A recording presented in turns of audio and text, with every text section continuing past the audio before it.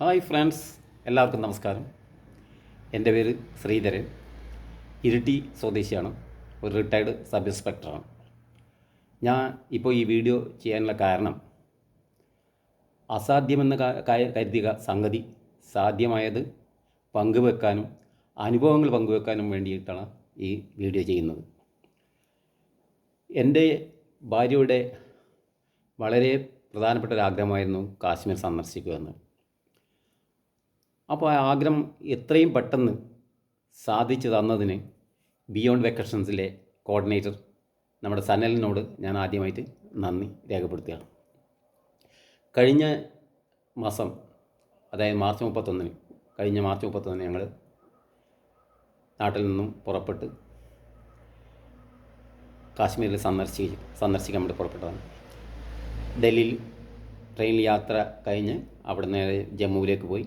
ജമ്മുവിൽ നിന്ന് പിന്നെ കാർ മാർഗമായിരുന്നു നമ്മുടെ യാത്ര. ഞങ്ങളുടെ യാത്രയിൽ ഞങ്ങളുടെ കൂടെ രണ്ട് പ്രധാനപ്പെട്ട വ്യക്തികൾ കൂടി ഉണ്ടായിരുന്നു. വടകരയിലുള്ള ഒരു ലോക്കോ പൈലറ്റ് സുരേഷും അദ്ദേഹത്തിൻ്റെ പ്രിയപത്നി, അവരും കൂടി ഞങ്ങളെ കൂടെ ഉണ്ടായിരുന്നു. അവരോടും ഒന്നിച്ചുള്ള യാത്ര ഞങ്ങൾക്ക് വളരെയധികം സന്തോഷകരമായ ഒരു അനുഭവമായിരുന്നു. കാരണം യാതൊരുവിധ അഭിപ്രായ വ്യത്യാസങ്ങളൊന്നും ഉണ്ടായിരുന്നില്ല. ഓരോ സ്ഥലങ്ങളിലും നമ്മുടെ സനലിന് വളരെ സുപരിചിതമായ സ്ഥലങ്ങളാണ്. കാരണം അതിനുള്ള ഒരൊറ്റ തെളിവ് വേറെ ഒന്നുമല്ല. അതായത് ഞങ്ങളുടെ കാറിൻ്റെ ഡ്രൈവർ ഒരു കാശ്മീർ സ്വദേശിയായിരുന്നു. എന്നാൽ ശ്രീനഗറിൽ വെച്ചിട്ട് അദ്ദേഹത്തിന് വഴിയെത്തി. ആ വഴിയെത്തിയപ്പോൾ ആ വഴി പറഞ്ഞു കൊടുത്തത് ഇങ്ങ് തെക്കേ അറ്റത്തുള്ള സനലാണ്.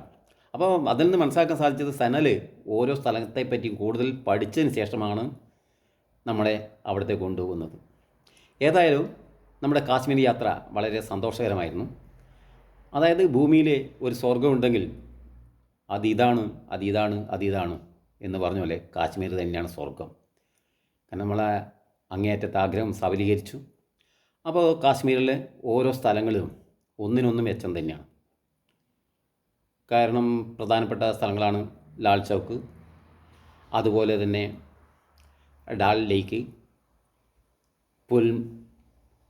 പഹൽഗാം, സോനാമാർഗ്, പിന്നെ നമ്മളെ തീവ്രവാദികൾ തമ്പടിച്ചിരുന്ന ഹസ്രത് ബൽ പള്ളി, പിന്നെ അതുപോലെ തന്നെ നമ്മുടെ ശങ്കരാചാര്യ പീഠം, അതായത്